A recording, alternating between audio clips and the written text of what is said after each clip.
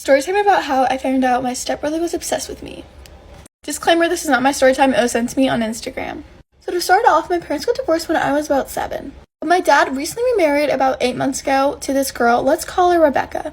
Anyways, Rebecca has a 16-year-old son, my age, and we're gonna call him Mark.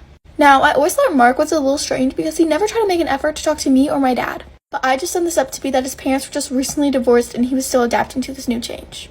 Now, Mark and his mom moved in about a year ago, 4 months prior to my dad and my stepmom getting married. And ever since I moved in, I kept on noticing that all of my stuff would go missing. But I always assumed that it was just me being forgetful and leaving my stuff around the house. Now, Mark and I had one of those Jack and Jill bathrooms, but I never once saw him go into our shared bathroom. One day, Mark and I were home alone, and I decided to go take a shower. But while I was getting into the shower, I kept on hearing a weird rustling noise, and it sounded like it was coming from Mark's door. Now, I walked over to where Mark's door was, and I saw that he was putting his fingers underneath the crack between the door and between the bath.